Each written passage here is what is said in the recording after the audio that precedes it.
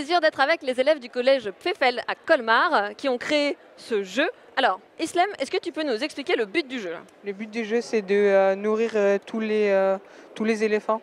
En fait, ça, c'est une trompe d'éléphant chaque réceptacle? Oui. Ok. Et donc, on lance une balle dedans? Et ça compte les points tout seul. Ok. Et c'était... dans l'idée, c'était pour qui ce jeu? Vous vouliez que ce soit... Pour des jeunes enfants, des personnes handicapées et des personnes âgées. Ok, donc un jeu qui soit plutôt accessible à tous. Oui. Est-ce que, Cameron, je te passe le micro, est-ce que tu peux nous expliquer un peu le principe du jeu? Comment c'est relié au score, ces tubes? En fait, les tubes, quand on met la balle dans le tube, vu que les tubes sont reliés à la carte Arduino et que la carte Arduino est reliée du coup au programme, quand la balle passe, le capteur voit la balle et du coup ça met un rectangle en rouge, donc selon là où il est. Donc là, tu en as rentré une par exemple Oui, par exemple. Ok. Et du coup, c'est en rouge et du coup, on sait où on a mis la balle et voilà. Alors le capteur, je crois que c'est ta spécialité, Islem. Est-ce que tu peux juste nous expliquer un peu comment ça marche? Alors ça, c'est un des tuyaux que vous avez. Oups. Et ça, c'est les capteurs. Tiens, je te donne ça. Il y a l'émetteur qui envoie la lumière infrarouge. Et donc la balle, elle passe là-dedans. Et là, il y a le capteur avec la lumière infrarouge. Oui, et l'objet, il réfléchit la lumière infrarouge et le récepteur, il la reçoit.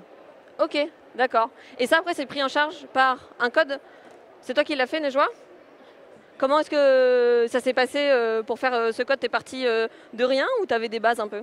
On avait une feuille qui nous expliquait un peu. Et c'est tout.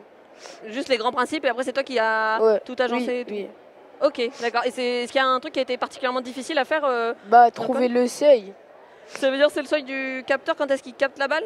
On a mis la balle dans le tube où il y avait le capteur et après ça nous a donné un nombre. Il fallait trouver le bon nombre qui correspondait à ce nombre. Ok, parce que si vous êtes en dessous, la balle elle capte pas, c'est ça? Ça ne laisse pas de marge de sécurité. Ok. Ça bug.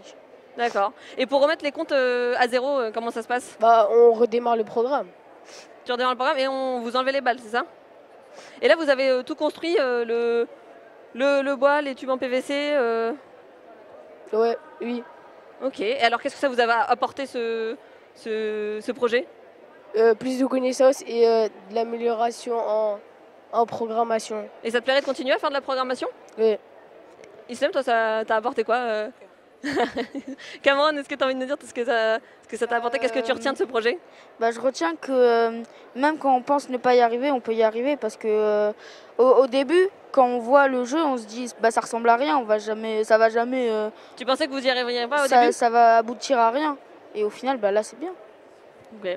Chapeau en tout cas. Et puis moi, je vais vous laisser et je vais faire une partie de mon côté.